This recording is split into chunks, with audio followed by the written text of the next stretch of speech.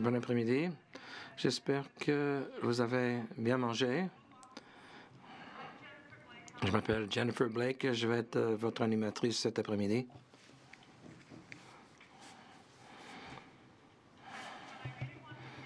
Je tiens à vous remercier d'être ici aujourd'hui pour assister à cette séance. Comme j'ai dit dans mes remarques liminaires, j'espère que maintenant on va pouvoir nous mettre sur la bonne voie en vue d'éradiquer le cancer cervical au Canada. Mardi, nous avons entendu que lorsque vous vous présentez, vous devriez dire d'où vous venez et présenter vos préoccupations. Alors, dans ma pratique, j'ai une pratique, une colposcopie. J'ai aussi inauguré une clinique de survivants du cancer à Sunnybrook, à Toronto. Alors, en fait, c'était surtout pour les femmes qui souffraient de cancer gynécologique, pour voir quel était l'impact du cancer cervical sur la vie des femmes. Alors, j'avais une patiente il y a 3 semaines dans mon cabinet. C'était une mère de 2 enfants de 36 ans. Elle était là pour sa visite postpartum après la naissance de son enfant de 2 ans. En fait, on a constaté qu'elle avait un cancer invasif. Elle a été traitée pour cela. Son bébé a maintenant 2 ans et elle a eu une récidive de son cancer. Alors, on est en train d'appliquer une thérapie. En conséquence, on espère pouvoir la sauver. Ses chances de survie sont d'environ 40%. C'est une maladie évitable. Alors, en préparant notre titre pour cet exposé, on s'est posé la question de savoir si on pouvait éradiquer cette maladie d'ici 2030. Car en fait, il a été proposé qu'on éliminer la tuberculose, le paludisme, le VIH d'ici 2030. Mais je pense que si cette maladie est une maladie beaucoup plus facile à prévenir que les autres. Bon, je me félicite du fait que l'OMS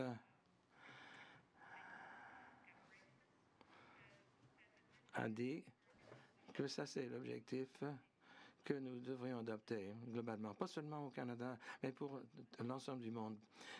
Il est possible d'éliminer cette maladie, mais il faut plus qu'un simple vaccin, il faut plus qu'un bon programme de dépistage ou de traitement précoce. Cela veut dire aussi qu'il faut qu'il y ait une population qui soit vraiment engagée et qui comprenne bien que la vaccination est sécuritaire, que le dépistage est quelque chose de logique, qui a du sens, et que le traitement peut prévenir le cancer et empêcher les tragédies que nous vivons.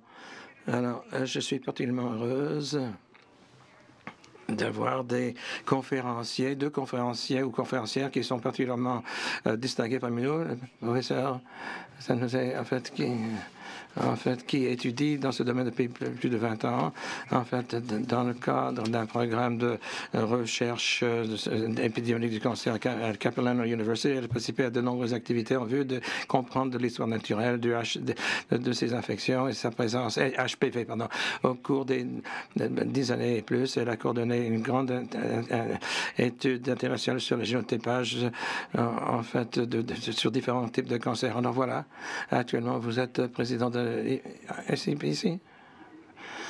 Alors, on ne pourrait pas avoir une personne qui connaît mieux le sujet que cette personne. Et ensuite, Dr. Blake Murdoch. Monsieur Blake Murdoch.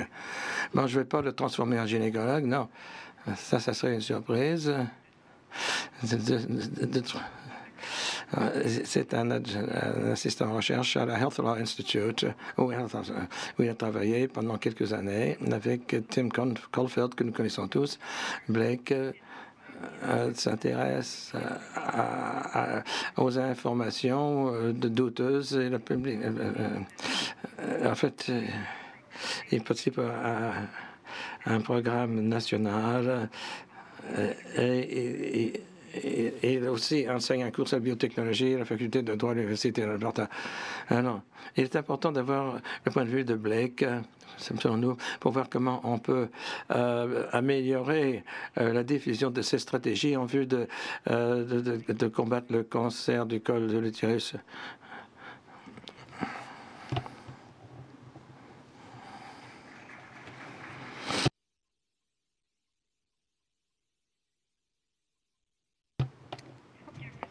Merci beaucoup. Maintenant, je travaille.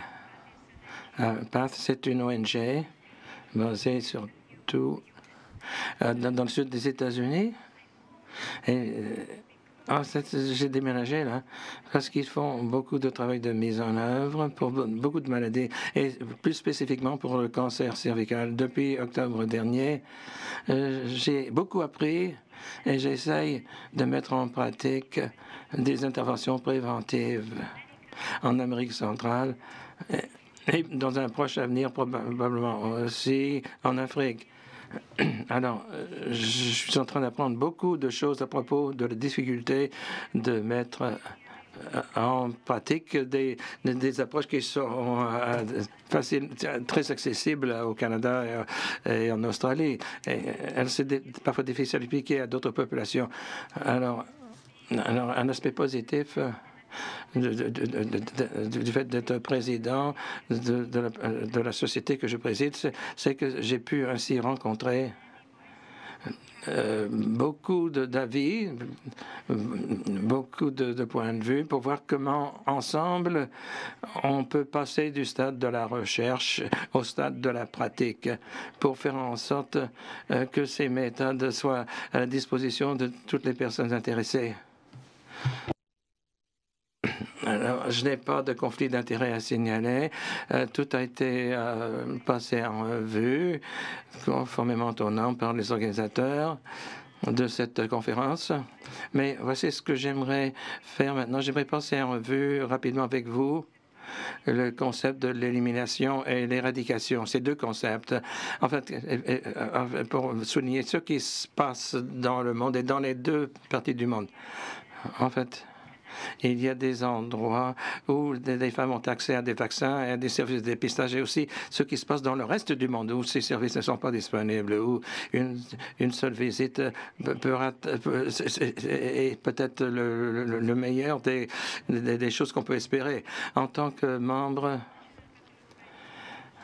de la Société internationale du papillomavirus. On a publié un petit rapport il y a quelques années dans lequel on a dit qu'on peut quand même envisager une élimination de la maladie et pour faire se ressortir auprès des politiques qu'il s'agit là d'une priorité. Alors, il faut réfléchir ce qu'on entend par le terme élimination, et nous allons en parler plus avant. Alors, ceci va de pair avec le message de l'OMS, car on a dit qu'on peut porter ça à l'attention de l'Assemblée générale de l'ONU comme un objectif réel qu'on peut atteindre. Alors, il faut qu'on travaille ensemble. Maintenant, je fais partie de l'équipe technique qui essaye de mettre au point une approche pour l'élimination, mais il y a encore un peu de confusion là. Mais en fait, il y a la déclaration de Montréal qui a été faite concernant la prévention du HPV, c'est-à-dire d'ici 2030, on veut atteindre l'objectif 90-90-90. Alors, 90% des femmes devraient avoir accès à des soins de santé, accès à la vaccination, devraient avoir accès à des traitements appropriés. Alors, tout cela, c'est très important. Ça existe déjà dans de nombreux contextes, dans de nombreux domaines. Alors, et je pense que ça facilite les progrès. En fait, on essaye de faire en sorte que tout cela devienne réalité. Alors, en ce qui concerne l'éradication, en fait, on veut éradiquer la maladie, mais qu'est-ce que ça signifie? C'est-à-dire qu'il faut que l'incidence mondiale passe à 0 suite à des efforts concentrés, en fait, éliminant la nécessité d'appliquer d'autres mesures de contrôle. Par exemple, ça a été le cas avec la variole. En théorie, Enfin, non, on parle d'élimination, mais là, lorsqu'on parle d'élimination, il s'agit d'une réduction à zéro de l'incidence d'une maladie précise dans une zone géographique donnée suite à des efforts délibérés. Mais là, il est nécessaire de continuer à appliquer des mesures d'intervention parce que la maladie elle-même n'a pas été éradiquée globalement. Et ça, c'est le cas, par exemple, du tétanos néonatal. Alors, cette initiative a été prise en 1998, adoptée, pardon, mais lorsqu'on s'est adressé à l'OMS et lorsqu'on a commencé à parler avec l'OMS, alors comment peut-on envisager l'élimination du cancer cervical? Eh bien, une chose est très claire. Si on a une date butoir pour l'élimination, enfin, on peut parler de l'élimination dans l'ensemble du monde. On peut parler de l'élimination au Canada, peut-être aussi en Australie, qui est un des pays les plus avancés en ce qui concerne la prévention du cancer cervical. Mais encore... Mais il y a des pays dans lesquels l'incidence de cancer cervical était plutôt bas, était très bas. Est-ce qu'on peut parler vraiment d'élimination? Mais en tout cas, encore une fois, on a eu des discussions sur ce point précis. Alors, est-ce qu'on peut considérer que ces pays, peu nombreux, peuvent cesser toute intervention pour faire face à des cas potentiels, car ils ont éliminé la maladie, donc il n'est plus nécessaire de faire des vaccinations. En fait, moi, je n'ai pas la solution, mais c'est encore en discussion. Alors, une chose qui est claire, c'est que aucun des outils dont nous disposons aujourd'hui pour prévenir le cancer cervical invasif peut vraiment amener à une incidence zéro. Troisièmement, il y aura des cas entre les intervalles de dépistage qui vont se manifester et on ne sait pas comment on peut procéder dans ces cas-là. Car il y a des tumeurs à croissance rapide ou peut-être il y a des défaillances dans nos outils de dépistage. Et en ce qui concerne la vaccination, nous allons maintenant un vaccin non avalent qui peut être utilisé pour 90% de ces cancers, mais il reste encore 10% à traiter.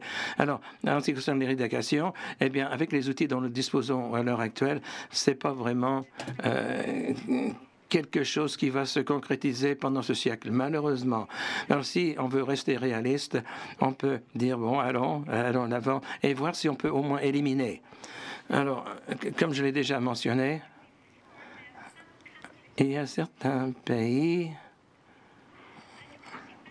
Il y a la Palestine qui est un des pays qui a un taux d'incidence très très bas, des plus bas, deux personnes par 10 000. Alors ce que la Palestine devrait cesser de vacciner les gens en Égypte, en Iran et en Jordanie, en fait, ils ne savent rien à propos du cancer cervical. Il ne faut rien. Presque aucune n'aurait accès à ces services de toute façon. Lorsqu'on a parlé dans l'OMS de la possibilité d'établir un niveau d'élimination, mais il y a des pays où rien ne se fait, mais ils ont un taux d'incidence très bas. Alors, mais ce sont les facteurs de risque qui accompagnent ces cancers dans ce résultat. Mais il y a des pays qui sont représentés ici avec une couleur verdâtre. Ces pays comme les États-Unis, le Canada, l'Australie, beaucoup de pays dans l'Europe ont consacré beaucoup d'efforts dans la lutte contre ce cancer. Et c'est ça qui explique les taux bas d'incidence. Et on a vu qu'en procédant ainsi, en faisant beaucoup de dépistage, voici plusieurs pays. Et il y a quand même une chute en ce qui concerne les taux d'incidence assez marqués au cours des 30 dernières années. Cependant, il y a un plateau qu'on atteint. Mais il ne semble pas que par le seul moyen du dépistage, on peut aller en deçà de 5 par 10 000. Ça, c'est un plateau qu'on trouve dans les pays riches. Donc, alors, il faut se poser la question, si on fixe le niveau d'élimination à 6 par 10 000, eh bien, par exemple, au Canada, c'est 6 par 10 000. On peut considérer qu'il y a eu élimination à ce moment-là. Mais vous n'êtes pas satisfait par ça parce qu'on ne veut plus voir de cas de ce cancer. Alors est-ce qu'il faut établir différents niveaux d'élimination, un niveau pour les riches et un niveau pour les pays pauvres, dont certains ont déjà un taux d'incidence qui est très bas? Est-ce qu'on devrait avoir trois niveaux d'élimination? Alors, je m'interroge là-dessus. Je ne sais pas si on serait tous d'accord avec ça. Dans les pays nordiques, vous pouvez voir la forme en fait, d'incidence par groupe d'âge, par tranche d'âge. Alors, le pic le plus élevé représente l'incidence dans les 60, dans les années 60. Alors, il a fallu attendre 40 ans pour faire baisser ce taux après beaucoup de travaux de dépistage, beaucoup d'investissements. En Finlande, par exemple, il faut environ 34 millions d'euros pour parvenir à ces taux qui sont bas, ces taux qui sont vraiment très bas. Et alors, c'est très coûteux. Ces pays-là peuvent se permettre ça, mais c'est un privilège que tout le monde n'a pas. Au Canada, vous savez que vous avez environ 1400 nouveaux cas de cancer cervical par année. Vous voulez faire baisser ce chiffre? Enfin, le cancer cervical reste en troisième position en ce qui concerne les causes du décès chez les femmes. Mais vous, dans les pays riches, vous avez les ressources et vous voulez faire encore mieux. Alors, vous n'avez pas fait beaucoup en termes de tendance dans le temps. En fait, ça a été assez stable.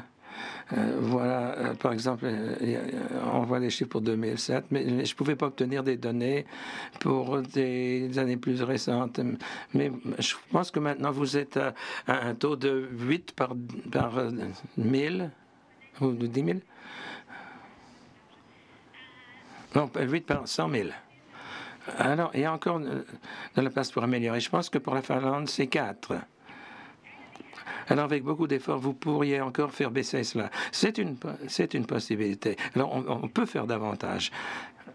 Et si on voit l'impact de la vaccination, alors ça va se réaliser, mais il faudra attendre de nombreuses années pour cela. En Australie, qui est un pays qui non seulement a consacré beaucoup d'efforts dans ce domaine, qui a été très, très proactif lorsqu'il s'agit de publier ces données. L'Australie recueille des données très rapidement. L'Australie était un des premiers pays à publier des informations sur l'utilisation du vaccin quadrivalent dans des cohortes étendues chez des femmes de 9 à 20. Ils ont fourni le vaccin, ils l'ont appliqué massivement, et vous pouvez voir dans la ligne plus épaisse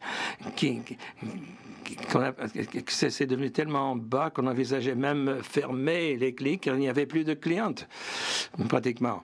Alors, ce qu'ils ont fait, et c'est quelque chose qui va arriver encore très très tôt, et on va avoir une version à jour de cette étude. On va voir si on peut vraiment fixer la limite de l'élimination, par exemple de 3 par 100 000 femmes. Vous pouvez voir que cet effet résulte de l'introduction des tests HPV-1A en tant qu'outil de dépistage à être effectué à tous les 5 ans. En fait, s'il y a des résultats négatifs, si le résultat est positif, il y a plusieurs autres méthodes de triage qu'on peut utiliser. Mais ce qu'ils ont observé, on peut aussi appliquer le programme de vaccination qui est très bien accepté dans le pays. Alors, dès que ceci aura été mis en œuvre dans la population, il y aura un pic, il y aura une augmentation de la notification des lésions. Pourquoi? Parce qu'on on est passé du test de PAP au test d'ADN. Alors tout d'un coup, on voit une augmentation soudaine. Donc, mais ensuite, ça baisse. Alors, cette baisse arrive à la fin de 2035 à une incidence de 3 par 100 000. Alors, ça, c'est d'après les toutes dernières données publiées pour l'Australie. Alors, maintenant, ils vont publier des scénarios de différentes approches. Ils ne peuvent pas le faire maintenant. C'est trop tôt encore, mais vous pouvez voir vous-même ce que ça donne. Vous voyez que le Canada pourrait aussi être incorporé très facilement dans ce modèle. Alors, il y a d'autres scénarios qui sont disponibles, représentés en rouge. C'est la situation dans beaucoup de pays. Beaucoup de femmes disent qu'il n'y a aucun dépistage. Et ça, c'est la réalité de l'Afrique subsaharienne, aussi dans les pays latino-américains. Par exemple, le test de PAP est mis au fond du tiroir. Les femmes... alors c'est très, très inefficace. Lorsqu'on essaye de voir ce qui se passe suite à l'introduction des tests HPV et autres, vous voyez en bleu foncé les pays qui ont déjà incorporé cela dans leur méthode, en Afrique subsaharienne. Le dépistage le plus commun, lorsque c'est possible, c'est l'inspection visuelle, mais c'est vraiment un test très, très médiocre pour le dépistage. Alors, globalement parlant, donc, la situation n'est pas rose. En ce qui concerne la vaccination, nous avons estimé que 82% en 2018 ont introduit dans le programme national la vaccination. Donc, il y a encore beaucoup d'endroits en Afrique où il y a juste des projets de démonstration, ce qui veut dire que le vaccin a été introduit sur une très, très petite échelle. Et c'est aussi le cas dans de nombreux pays asiatiques. Donc, il reste beaucoup à faire. Voici le cliché le plus important, selon moi. Ici, nous voyons dans les différentes parties du monde le nombre de cas de cancer cervical attendu que les femmes vont rencontrer au cours des 65 années à venir. Le bleu représente le nombre de cas dans les différents cohortes d'âge actuellement qui vont développer un cancer cervical par la suite. Et alors, sur le total, ça va être 35 à 38 millions de cas qui vont se manifester chez les femmes qui sont vivantes aujourd'hui. En jaune, il s'agit du nombre de cas qu'on pense avoir prévenu via la vaccination et via les dépistages qu'on a fait aujourd'hui. Alors c'est plus important dans les pays à revenus plus élevés, mais dans les autres pays, c'est quasiment nul. Alors, lorsqu'on voit ces chiffres, et je pense que c'est un scénario qui a été enrichi par l'OMS, différents groupes de recherche. En fait, on était tellement contents de voir le vaccin. Mais maintenant, lorsqu'on essaye de modéliser l'avenir, eh bien, on constate qu'il faut encore faire beaucoup de travail pour vraiment avoir un impact mesurable, évident. Alors, dans les pays riches, le volume est beaucoup plus bas, mais malgré qu'on pensait déjà avoir fait beaucoup de travail dans ce domaine, mais il est évident qu'il y a encore beaucoup à faire. Alors, je pense qu'il faut trouver, isoler des cohortes d'hommes et de femmes qui ne sont pas infectés en vaccinant ces gens-là. Il faut assurer des dépistages en utilisant des outils efficaces, fournir des traitements accessibles, efficaces et abordables pour dépister les femmes qui présentent des signes positifs.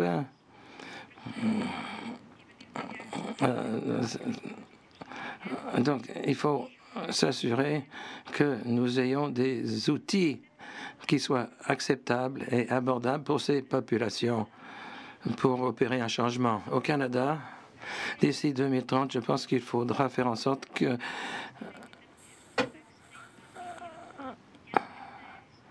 1 million de jeunes femmes et dépister 2 millions et des grands-mères pour se rapprocher de cette cible de 90%. Donc, en conclusion, en fait, nous sommes tous au courant du fait que le cancer cervical est une maladie préventable. On a l'obligation de contribuer à l'accessibilité de vaccination antivirus et recourir aux meilleures méthodes de dépistage et de traitement en tenant compte de la disponibilité des ressources. Et je pense que le Canada est peut-être en mesure d'atteindre ce stade de l'élimination dans un proche avenir. Merci beaucoup.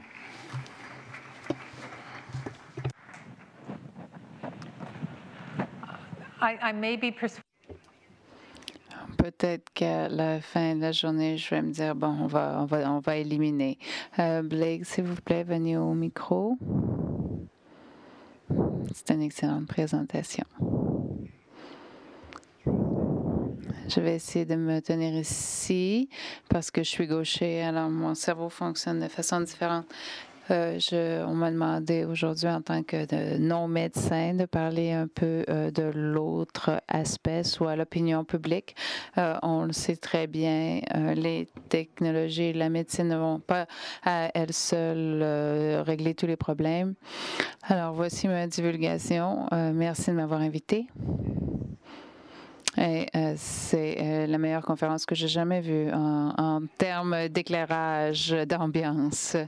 C'est excellent. Je suis comme Steve Jobs ici. J'aurais dû porter mon jean et mon col roulé noir. Voici mes divulgations.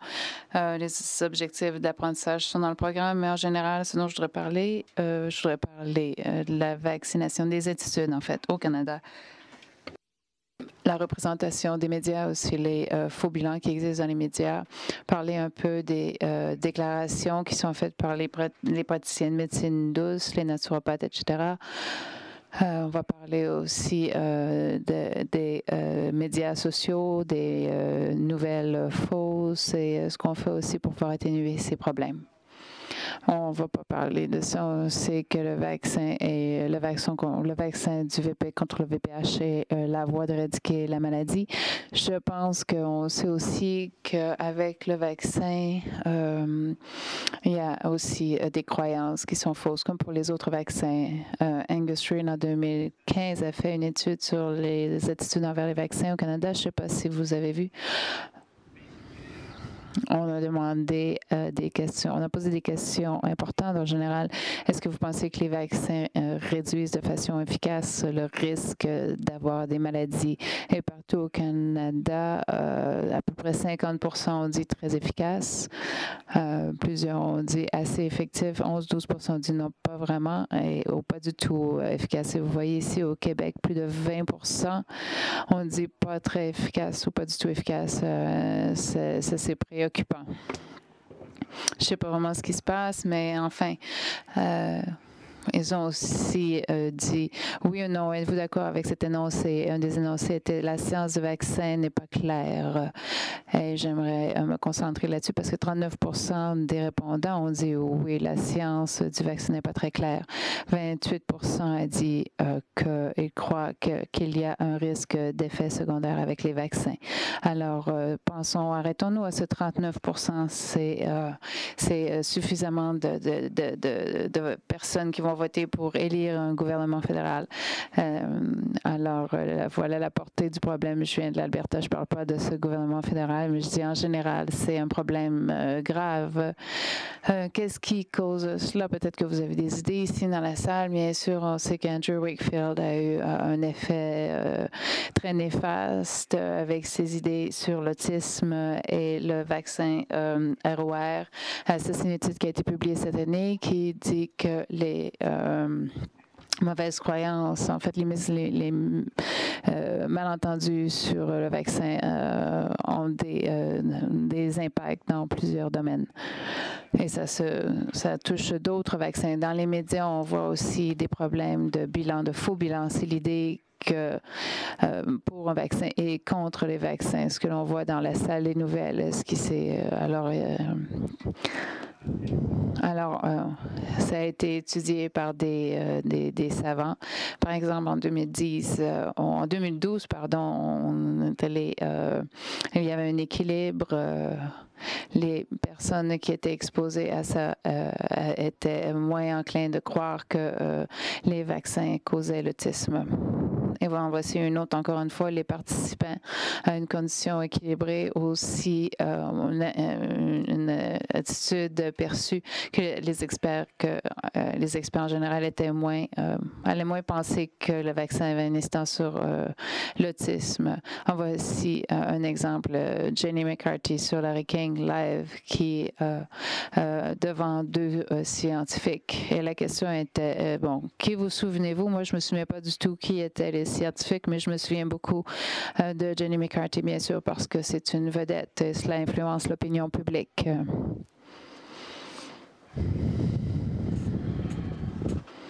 C'était donc une histoire importante en 2015 dans le Toronto Star par de guerre de cils. Vous avez tout vu ça probablement dans votre milieu. Ils ont dit qu'ils avaient analysé la base de données réglementaire sur le rapport de Santé Canada, trouvé 50 incidents graves, dont 15 hospitalisations liées à des vaccins en 2007. Aux États-Unis, environ 100 décès. Alors, c'était un gros problème, probablement pour la SOGC, j'imagine. Hein? Alors, il y a eu un retour ensuite. Et dire qu'ils avaient échoué, que les lecteurs, que leurs données étaient fausses et qu'il y avait eu des problèmes. Mais malheureusement, les dommages étaient faits. L'opinion des lecteurs avait été transformée. Voici alors les anecdotes des gens qui croient qu'ils ont été entachés par le vaccin. Voici une autre étude de 2016 qui s'est posée sur des données canadiennes américaines 2012-2014, le contenu des médias. Quand tu regardais les rapports négatifs, il voyait que le sentiment négatif était élevé par rapport à l'innocuité des vaccins. 15% de sentiments négatifs étaient liés au vaccin HPV, notamment contre l'innocuité du vaccin. Michelle Bachmann, une représentante du Congrès américain, a parlé aussi, dit que le vaccin causait des handicaps intellectuels. C'est un événement assez sérieux aux États-Unis. On s'est penché sur 200 articles dans les États-Unis qui ont été analysés et 15% ont corrigé leurs énoncés dans les médias. Alors, ce n'est pas du tout, on devrait être en termes de la représentation des données scientifiques dans les journaux. Ce n'est pas vraiment véridique en ligne, dans les blogs, la façon...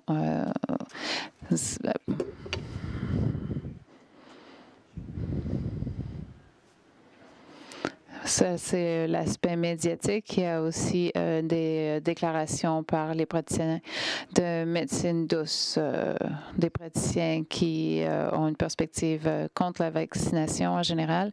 Pas tous, mais en voici un exemple de l'Arizona. C'est un site web. On parle du Centre d'information national sur le vaccin en disant que 10 000 rapports reportent des problèmes avec les vaccins, 2 000 il y a des problèmes de décès. Si on regarde aussi à INVIC, c'est une organisation du gouvernement, mais c'est aussi une grande force contre les vaccins aux États-Unis. Vous voyez comment une personne ordinaire aurait des problèmes à suivre tout ça, même si vous n'êtes pas un médecin surtout.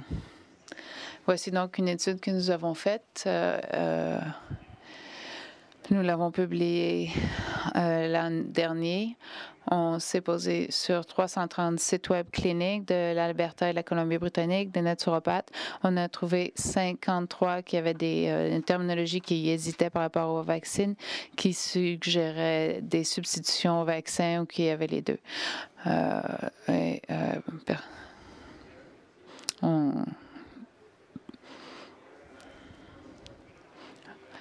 On parle un peu maintenant des médias sociaux. Je ne sais pas si vous connaissez, si vous êtes au courant des élections 2016 aux États-Unis, toutes les nouvelles fausses sur Facebook. Pour vous donner un peu une idée de la puissance des fausses nouvelles, si vous voyez ici du mois d'août jusqu'au jour de l'élection, 8,7 millions de réactions sur les fausses nouvelles et 7,3 sur les organisations des nouvelles les plus importantes aux États-Unis. Et on voit vraiment que les fausses nouvelles se répandent plus rapidement parce que c'est assez controversé. Le VPH a été analysé en général par des savants dans le contexte des médias sociaux. J'aimerais bien avoir une bonne étude sur Facebook pour dire que c'est dominant parce que MySpace n'est plus tellement dominant. Ça l'était quand j'étais à l'université. J'avais une belle page.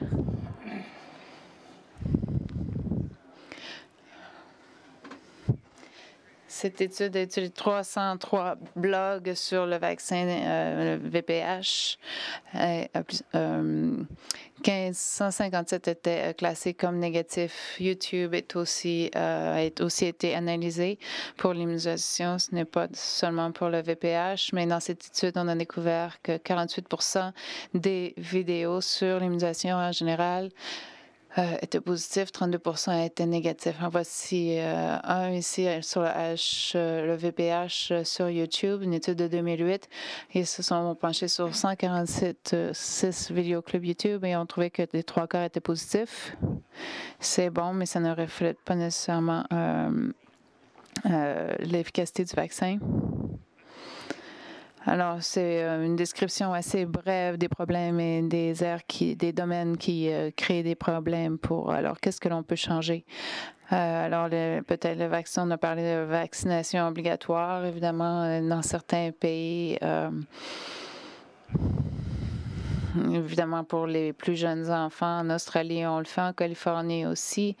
Et le taux de vaccin des enfants à la maternelle est plus élevé, a augmenté. Et en janvier de cette année, il y a aussi une loi du Sénat, un projet de loi qui a été présenté pour la Floride. Et c'est très excitant. Ça devait être le 1er juillet dans quelques jours.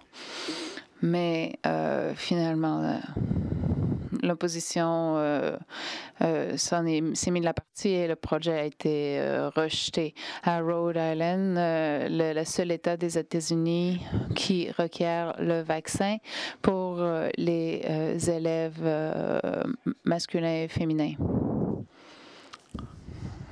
Alors, c'est une option pour le Canada, peut-être. Il y a des problèmes, bien sûr, en termes d'acceptation publique, la perception, bien sûr, que on pense que le vaccin du VPH n'est pas aussi important que d'autres vaccins pour les petits. Ça pourrait être un problème, mais aussi la méthode sexuelle de transmission, ça peut créer une perception que l'immunité n'est pas nécessaire pour les gens qui ne sont pas religieux. Bien sûr, on peut s'abstenir, mais on sait tous que c'est pas possible.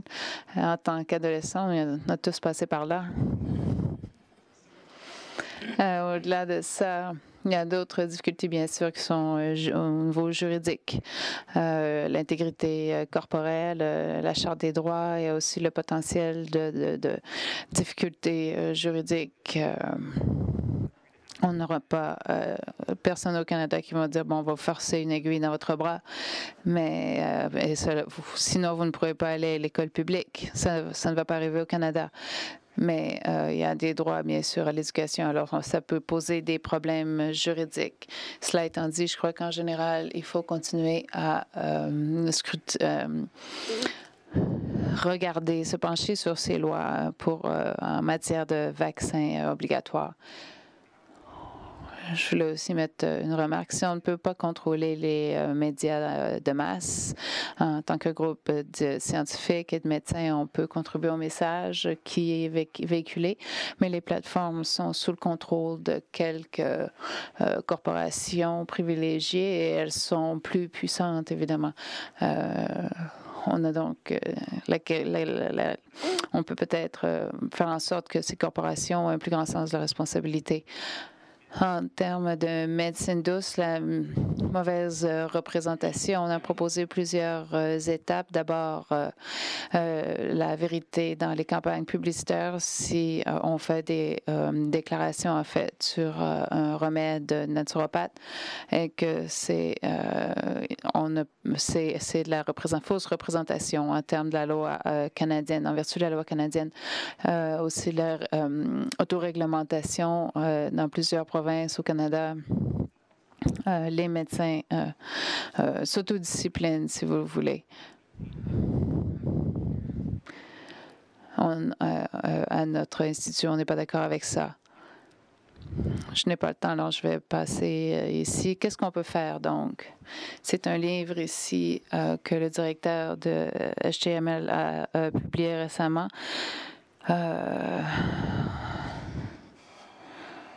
En termes de messages pour les cliniciens, pour communiquer avec les gens qui hésitent, c'est une étude très importante de 2005 qui démontre que ils ont parlé des gens du vaccin. Ils ont découvert que 25% des étudiants étaient moins enclins à recommander le vaccin après avoir vu des données probantes sur les vaccins. Alors, ces résultats suggèrent qu'il faut confronter ces croyances.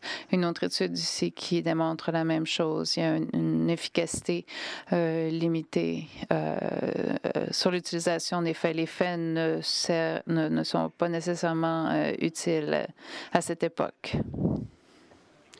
Voici un exemple de ce qui pourrait fonctionner. Cette étude a découvert que une attitude contre les vaccins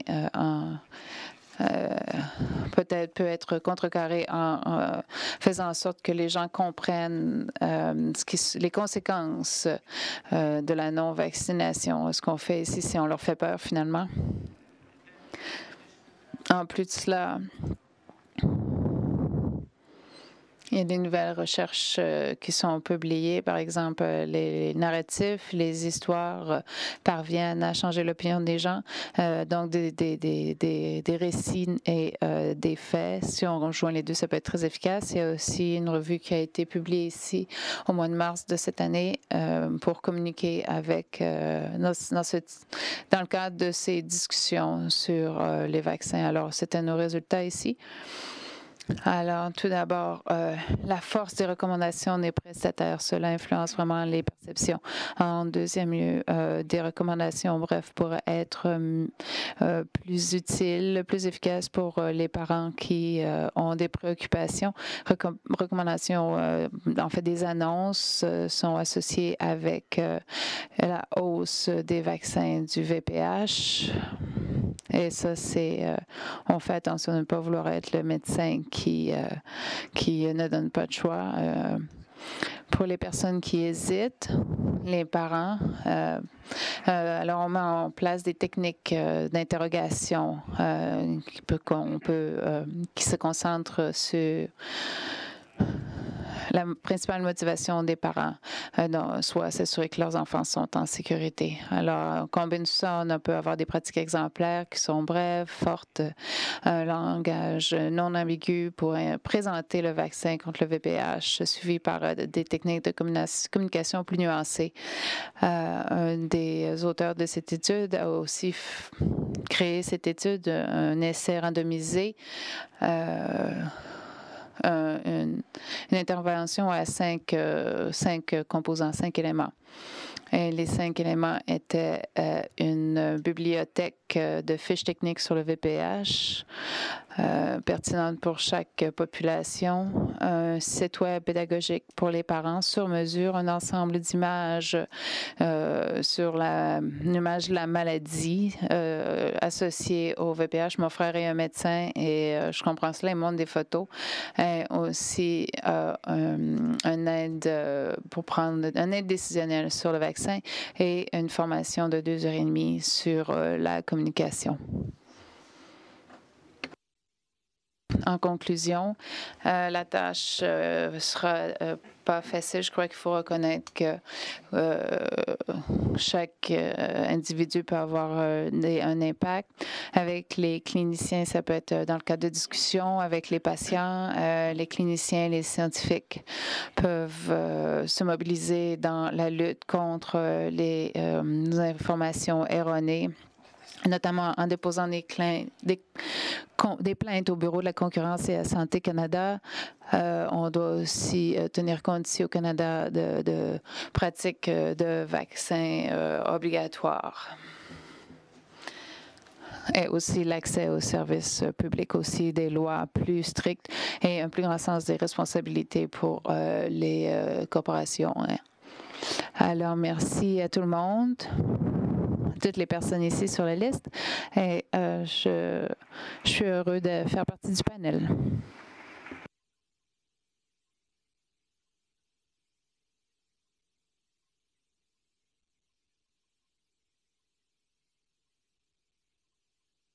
Okay.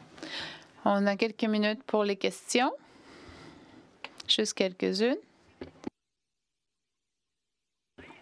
Alors que vous formulez vos questions, j'en ai une, moi, pour Sylvia. Ma préoccupation est que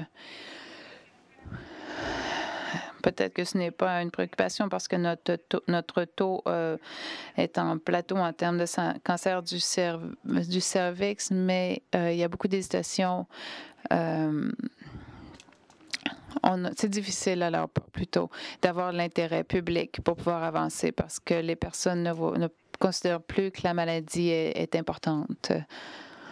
Je crois que pour atteindre ce niveau, il faut investir beaucoup.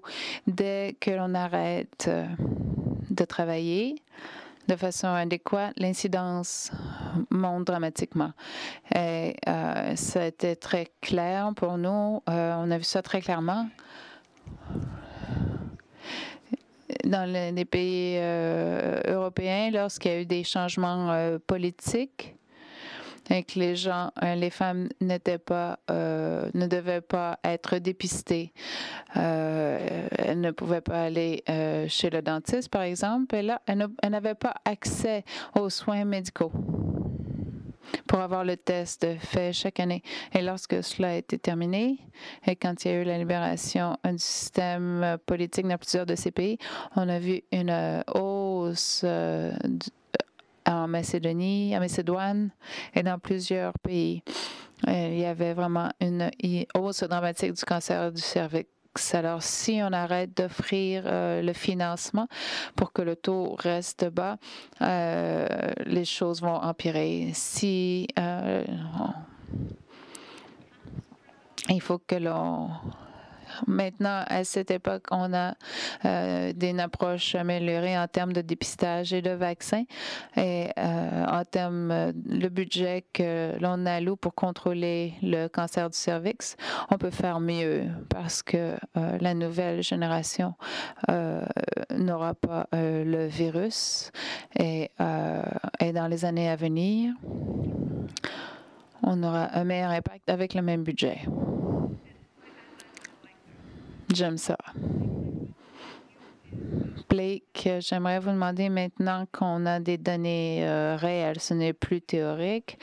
On peut vraiment démontrer qu'il y a un impact sur le vaccin. Est-ce que le travail est plus facile à faire? C'est plus facile de convaincre les personnes qui ont des doutes, qui sont sceptiques, comme la plupart des personnes d'entre nous dans la salle. Mais il y a un problème de communication qui existe parce qu'il y a une recherche qui démontre que les faits n'arrivent pas à changer l'opinion des autres. Ça fonctionne souvent de façon contraire. Je pense qu'en utilisant des récits et des faits, c'est une très bonne façon d'aller de l'avant. Merci beaucoup. C'était très intéressant. J'aimerais demander au panel comment puis-je faire, qu'est-ce que je peux faire avec une patiente qui vient me voir, qui a reçu le vaccin et qui a un VPH positif. J'en ai encore plusieurs. Les causes réelles.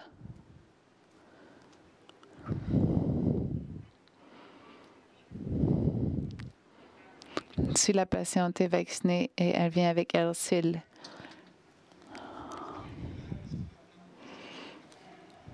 elle est à haut risque, au début dépistée à haut risque. Les pays qui offrent des vaccins gratuits pour les jeunes filles après un traitement de lésion. Je crois qu'il n'y a pas encore de données probantes pour dire que cela va changer. L'argument est que cela va peut-être prévenir la réinfection de ces femmes. Les cliniciens sont en faveur de cela et ça avance beaucoup, plus que les essais randomisés. Mais je pense que la question est comment faire de la consultation avec une personne qui a été vaccinée et qui maintenant a un PAP anormal. Il y a des cas qui ne sont pas couverts par le vaccin et c'est pour cela qu'on a de la prévention primaire, secondaire au dépistage et tertiaire avec des traitements préinvasifs. Alors, il faut, je comprends. Mais on parle du vaccin et anti-vaccin. Ces patients vont bien sûr être contre les vaccins parce que cette personne aura payé 900 $ pour avoir le vaccin, pour être vaccinée. Et quand même, alors, comment changer les attitudes? Il y a le risque que la personne devienne une avocate contre le vaccin et je ne sais pas si c'est très vraisemblable, plutôt qu'un cas où une personne a été, ou un vaccin. Je suis un avocat, alors pas un psychologue. Je ne crois pas avoir une bonne réponse à la question. C'est une situation très difficile, évidemment. Une autre question. Je vois que René est déjà debout. Alors, une question, une dernière. Moi, j'ai travaillé en Australie pendant les 12 dernières années. Alors, c'est un privilège d'avoir le pied dans la porte dans ce domaine. On est passé au nouveau programme de dépistage HPV en Australie à compter de 2017. Alors voilà ce que cela a produit. Ça a mené à une période de transition pendant laquelle les femmes ont pris le test de PAP original, en fait, pour l'appliquer dans le programme en fait, il y a une grande campagne publique pour faire en sorte que les médecins prennent en charge cette transition. Bien, notre taux de colposcopie a augmenté environ de l'ordre de 4,5 fois et on est complètement dépassé. Ça a complètement dépassé les possibilités de nos services de colposcopie. En fait, normalement, on trouve que si on trouve de l'HPV, dans des subtypes de virus, en fait, on recommande de faire une colposcopie dans les 3 mois. Mais tout d'un coup, on est confronté par une avalanche de femmes qui se sont présentées avec ces symptômes, avec ces signes. Alors, il faut qu'on fasse... alors, nos principaux centres ont du mal à faire face. Alors, s'il faut faire des colposcopie, il faut centraliser ces essais là où il y a les compétences, mais les oncologues sont vraiment dépassés. Alors, je ne sais pas si le Canada, je suis sûr que, que le Canada, avant de faire cette transition, ferait en sorte qu'il y ait les moyens déjà en place pour faire face.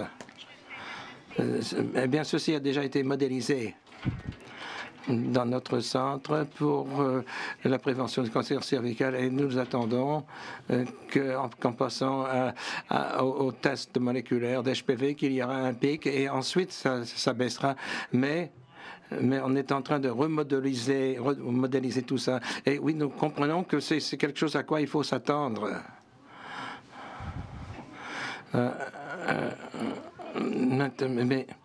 Mais cela va faire en sorte qu'il y aura un grand volume de femmes qui vont être dirigées vers une clinique qui a déjà un certain niveau d'activité. Parfois, ces programmes ne tiennent pas compte de cela. Par exemple, c'est la même chose en ce qui concerne le dépistage pour le cancer du côlon. Mais alors, vous avez plus de gens qui viennent consulter, mais vous n'avez pas plus d'oncologues. Mais je crois que la situation sera la même avec le cancer cervical. J'espère que vous comprenez tous que nous sommes bien placés pour ce qui est de l'élimination de cette maladie et qu'il y a des outils qui nous aideront à y arriver. Et je vous remercie beaucoup pour votre attention aujourd'hui.